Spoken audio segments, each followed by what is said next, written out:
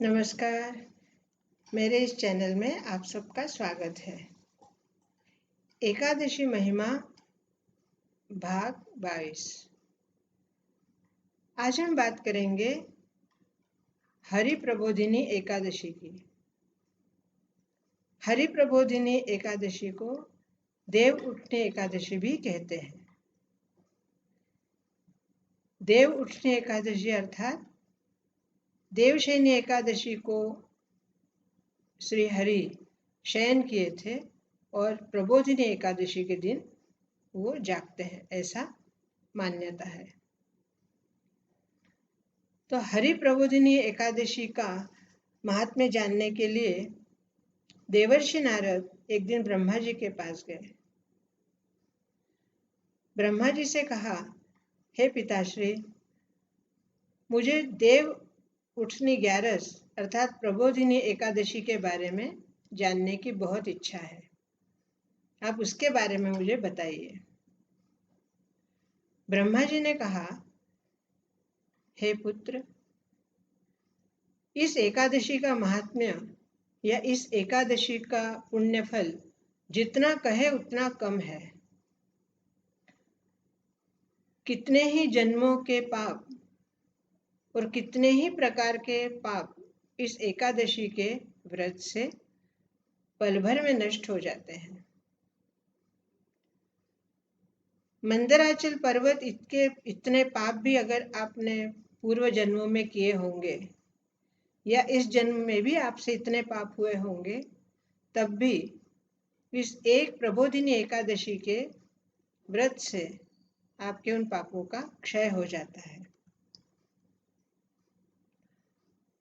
जितने भी पुण्य कर्म हैं, जितने भी पवित्र तीर्थों में हम पुण्य करते हैं, अश्वमेध यज्ञ करते हैं, वाजपेय यज्ञ करते हैं और अनेक प्रकार के व्रत करते हैं, दान धर्म, इन सब का जो पुण्य होता है वही पुण्य इस प्रबोधिनी एकादशी का होता है। प्रबोधिनी का अर्थ शब्द से ही पता चलता है। हरि मतलब श्री विष्णु, प्रबोधिनी जो बोध को जगा दे, हमारी सोई हुई बुद्धि को जो जगा दे, वो प्रबोधिनी एकादशी है। कितने ही अश्वमेध यज्ञ आप करें, उसका जो पुण्य होगा उस पुण्य के बराबर इस एकादशी का पुण्य होता है। ग्रहणों में दान, स्वर्ण, चांदी, अन्न, वस्त्र,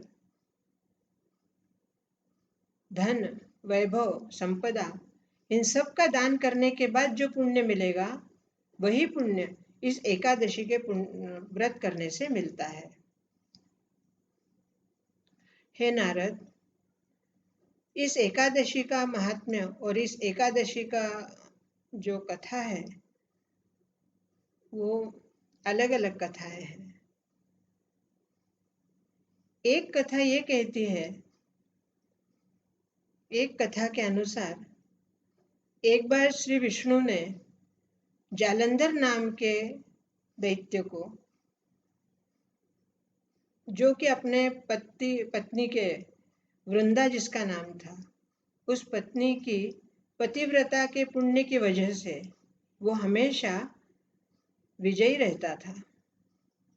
इसलिए एक बार श्री विष्णु ने युद्ध के समय श्री शिवजी ने श्री शिवजी ने श्री हरि को मदद की, सहायता की और उनकी सहायता से वो जालंधर का वेश धर के वृंदा के पास आए और वृंदा के पास आने के बाद उस वृंदा ने उन्हें अपना ही पति समझकर उनकी सेवा की। बाद में जब जालंधर को मार डाला गया और जालंधर का शव घर में लाया गया, तब वृंदा को पता चला कि ये असली जालंधर नहीं है और पतिव्रता होने की वजह से श्री विष्णु जब जालंधर का रूप धरकर आए और वृंदा ने उनकी पति समझकर सेवा की, इस वजह से उसका पतिव्रत धर्म भंग हो गया और इसका पतिव्रत धर्म भंग होते ही उधर जालंधर की मृत्यु हो गई।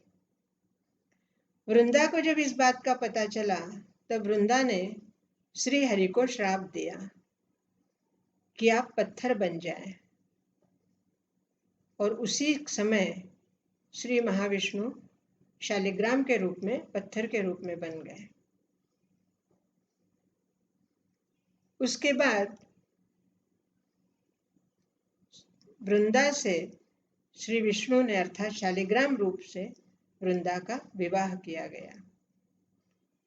वही वृंदा बाद में आज हम जिसको तुलसी कहते हैं। इसलिए प्रबोधिनी एकादशी के दिन तुलसी विवाह की भी प्रथा है। उस दिन शालिग्राम के साथ तुलसी जी का विवाह किया जाता है। इसके साथ ही इसकी एक पौराणिक कथा और भी आती है।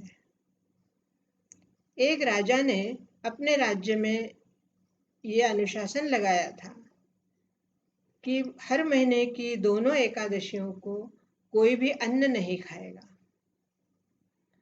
और अन्न ना खाने की वजह से सभी लोग एकादशी करते थे।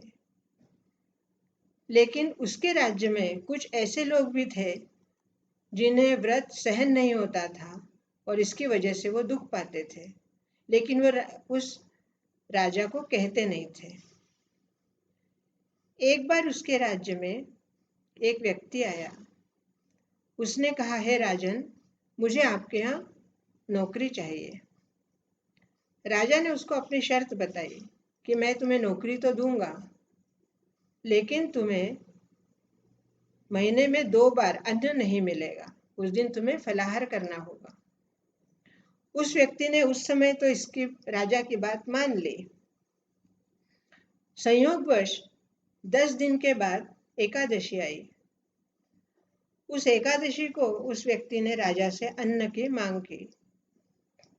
राजा ने कहा, मेरी शर्त के अनुसार तुम्हें आज अन्न नहीं मिलेगा, तुम फलाहार करो। उस व्यक्ति ने कहा कि हे राजन, मैं अन्न नहीं खाऊंगा तो मर जाऊंगा, इसलिए मुझे अन्न चाहिए। राजा ने हार कर उसे दाल और आटा दे दिया और कहा कि तुम बाहर जाकर, नदी किनारे जाकर और खाना बनाओ और खाओ। उस व्यक्ति की एक खूबी थी, वो व्यक्ति जो भी खाना खाता, खाना खाने के पहले श्री हरि को जरूर याद करता और उनसे कहता, हे प्रभु, मेरे साथ खाना खाने आ जाओ। और इतना कहकर वो खाना खाने लगता। इस दिन भी इसने नदी किनारे जाकर दाल और रोटी बनाई और रोज की तरह प्रभु को खाने के लिए बुलाया। हर रोज प्रभु का ध्यान करने की वजह से आज एकादशी के दिन प्रभु ने इसके सामने प्रकट होकर इसके साथ खाना खाने आए। उसने अपनी दाल रोटी प्रभु को खिलाई और इसके लिए कुछ भी नहीं बचा। प्रभु चले गए, ये भूखा रह गया।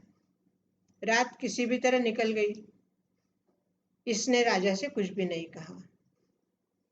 15 दिन के बाद जब दूसरी एकादशी आई, तब इसने राजा से कहा, हे राजन, मुझे आज 2 व्यक्तियों के लिए दाल रोटी चाहिए, इसलिए इतना मुझे आटा और दाल दीजिए कि 2 व्यक्तियों का खाना बने। राजा ने कहा, तुम तो अकेले हो, फिर 2 का क्यों चाहिए? बोले, मेरे साथ मेरे प्रभु भी खाना आते हैं, इसलिए 2 चाहिए। राजा को इस बात पर यकीन नहीं हुआ, विश्वास नहीं बैठा। राजा ने कहा, मेरा इस बात पर विश्वास नहीं है। तब राजा स्वयं इसके साथ गए, पेड़ की ओट में खड़े हो गए। इसने दाल रोटी बनाई और भगवान को पुकारा, हे प्रभु, खाना खाने आ जाइए। लेकिन प्रभु नहीं आए। सुबह से शाम हो गई, प्रभु आए नहीं। फिर इसको अत्यंत क्रोध आया। इसने कहा, प्रभु, आज अगर आप नहीं आए तो मैं इस नदी में कूदकर अपनी जान दे दूंगा। फिर भी प्रभु नहीं आए।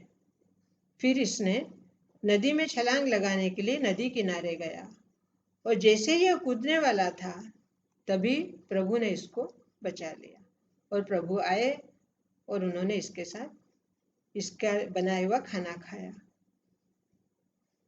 खाना खाने के बाद वैकुंठ से एक विमान आया और इस व्यक्ति को अपने साथ प्रभु वैकुंठ ले गए।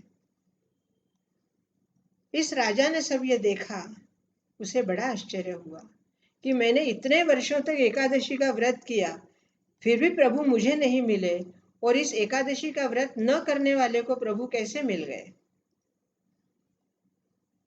इसके बाद इसने प्रभु से प्रार्थना की, एकादशी का फिर से व्रत किया और अपनी क्षमा याचना करते हुए इसको भी मोक्ष मिला।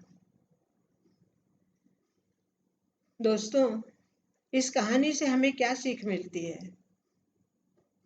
पहली बात यह है कि अनुशासन लगाना बुरी बात नहीं है, लेकिन अनुशासन लगाते समय ये भी ध्यान रखना होता है कि जिसको हम अनुशासित करना चाहते हैं, क्या वो शारीरिकता से सबल है, सक्षम है? अगर कोई व्यक्ति अपनी शारीरिक क्षमता को अपूरा है और उसके इस अनुशासन को सहन नहीं कर सकता, तो उस व्यक्ति का पाप भी जो अनुशासित करता है उसको लगता है। दूसरी बात, हम अगर अपने कामकाज करते समय, अपना कर्तव्य करते समय अगर हम प्रभु को याद करते हैं तो प्रभु हमारी अवश्य रक्षा करते हैं। इस कहानी में जो उस व्यक्ति को वैकुंठ से विमान आया, आज के कलयुग में शायद कोई विमान इस तरह से ना आए, लेकिन फिर भी जो व्यक्ति अपनी इच्छा से, अपने मन से, अपनी श्रद्धा से कोई भी व्रत करता है तो प्रभु उसकी रक्षा अवश्य करते हैं। किसी न किसी रूप में उसकी रक्षा करने वो आते हैं और विमान भले ही ना दिखे, लेकिन अंत समय में उसका उद्धार अवश्य होता है। इसी प्रबोधिनी एकादशी की एक और कहानी है, उसे हम कल सुनाएंगे। आज की कहानी, आज की कथा आपको कैसी लगी, इसके बारे में अपने विचार जरूर बताइए। मेरे इस चैनल को सब्सक्राइब कीजिए, लाइक कीजिए और शेयर कीजिए। बहुत बहुत धन्यवाद। जय श्री कृष्ण।